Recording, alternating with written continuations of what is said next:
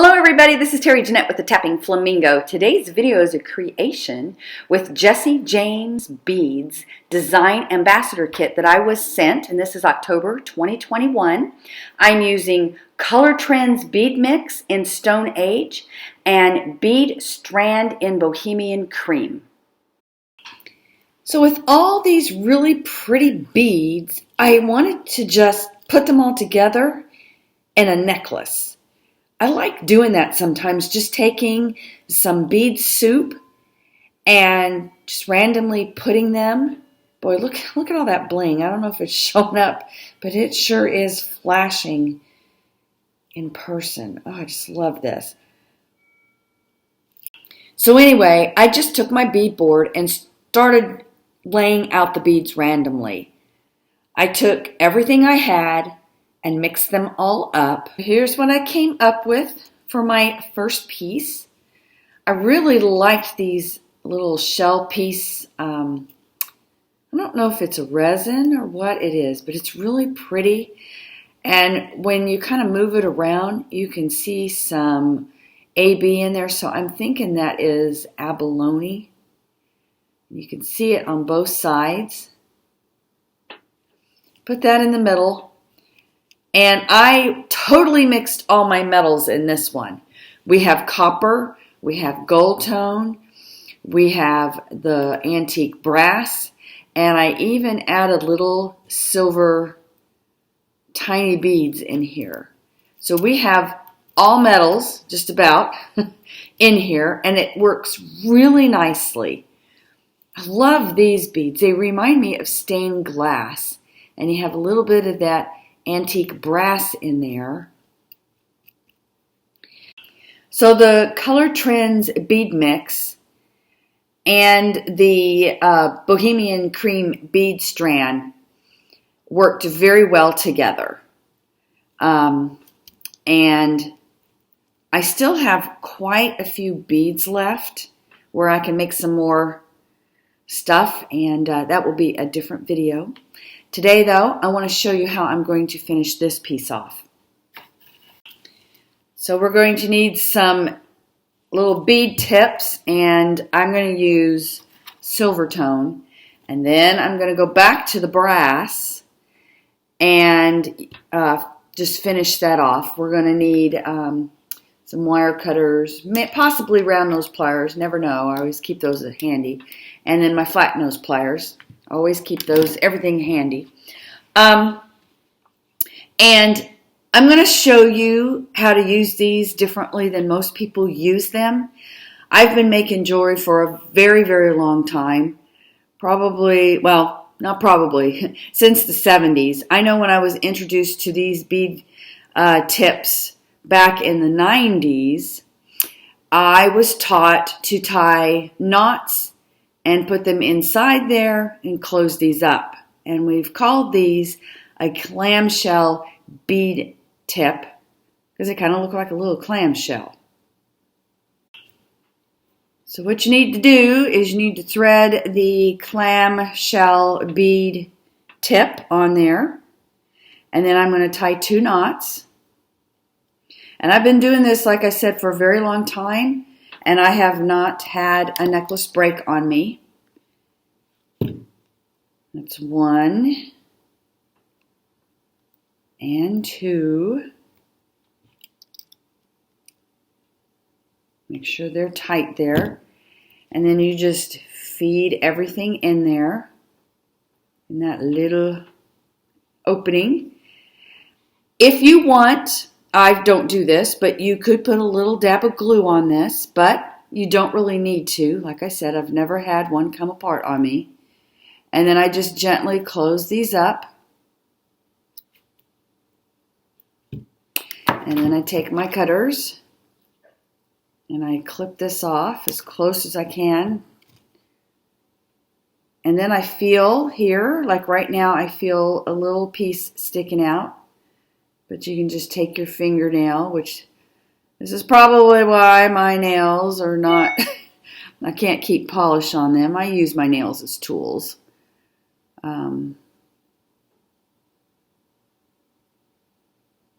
don't feel it sticking out anymore. I didn't really have to push it in there much. All right, so feed all your beads down. And then you need to clip it.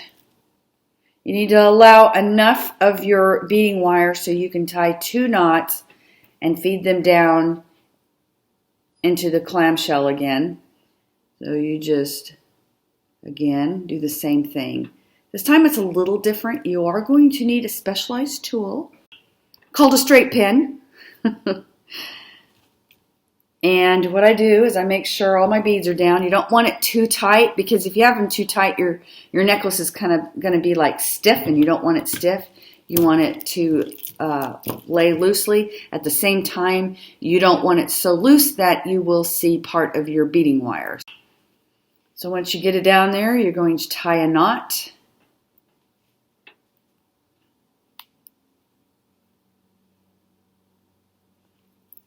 Take your specialized tool, put it inside there, and just guide it into the opening of that. And tighten it a little bit. Like I said, don't tighten it too much, but make sure you don't see your beading wire. Pull it out. You're going to do that one more knot, very same way.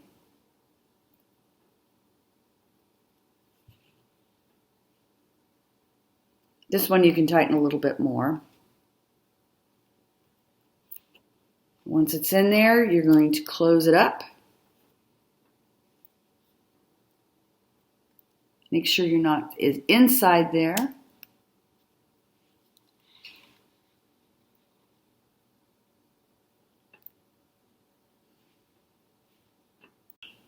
You're going to trim it off just like you did the other one. Make sure nothing's sticking out, scratching you. And you've got everything secure. Now, to put our chain and clasp on. This is where you're going to need a ruler. Now, after you determine what size you want your necklace to be, I want this to be 18 inch. So I'm going to measure the beaded part. And we have about a 13.5 inch here, which means I'm going to need another 4.5 inches. So I need to figure out what clasp I need and put that into the mix, and then figure out how much chain I need. So let me go dig through my clasps and see what clasp I want. I could go in any direction. I could do silver, gold, brass, copper. Decisions. So what I have decided is, since we're using a brass chain, I think it would flow a lot nicer if I used an antique brass toggle. I'm going to really like the looks of these. I do need to get some type of either a split ring or spring ring though. So I found some pretty substantial, jump rings here. So I need to go back to the drawing board as far as measuring. This clasp is about 1 inch. So I'm going to measure this again. So there's 12. We're looking at about 13.5. So another inch would be 14.5. And I think, let's see how much these would be. So we'll say 15. So if I do my math correctly, I think I'm going to need about 1.5 inches of chain on either side of this. But I think I'm just going to go ahead and do 2 inches. It'll be a little bit longer than an 18 inch. So I'm going to go ahead and go 4 inches.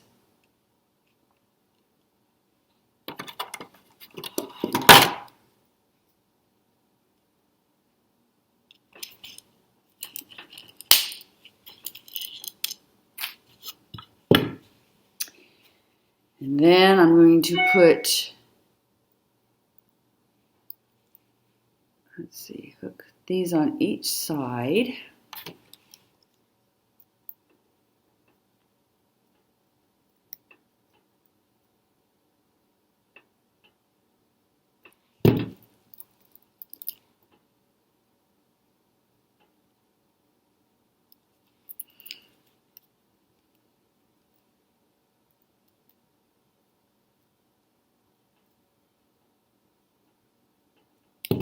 And then I just hold it up. Get the even here. And I determine the middle. Make sure these are even.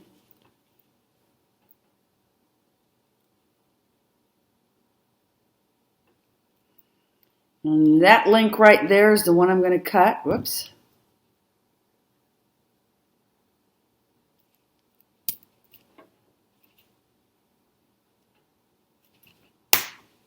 You need to be really careful because these little pieces can fly, and if you're not careful, they could fly in somebody's eye. So you need to always be very careful about that. So the last thing we need to do is put our toggle on there. By the way, all this measuring and adding and subtracting and fractions, this is why you need math in school. All right, so I'm going to open up my jump ring, and I'm going to put it on my toggle and put this here like this. Close it up, make sure there's no opening where it can come apart. Do the same thing on the other side. We're getting close to be finished. We have this beautiful piece to wear.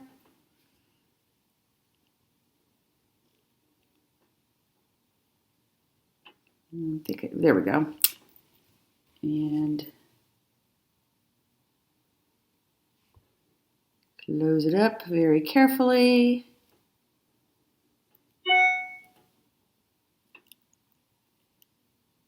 And we have it all finished. I always like to measure it one more time just to see how accurate I got. And I think jewelry is kind of like a 2x4. 2x4 is not a 2x4. But I do like to get as close as possible to that 18-inch if that's what I'm trying to accomplish. And we have a 19-inch, which is fine. I think with these beads being a little bit thicker, 19 inches is going to work. I love the way this turned out. It's absolutely beautiful. And just to kind of recap a little bit, I used the Jessie James Beads Color Trends Bead Mix in Stone Age and the Bead Strand in Bohemian Cream. The links to where you could purchase these are down in the description box below. I just took the crushed shell bead and made it the star of the show. But all these beads very much have their own stardom too. We have copper and agates and some crystals and glass beads and gold tone, silver tone, antique brass, glass pearls, some more crystals, wood beads. We have just a little bit of everything in here. And I think each component of this necklace complements each other.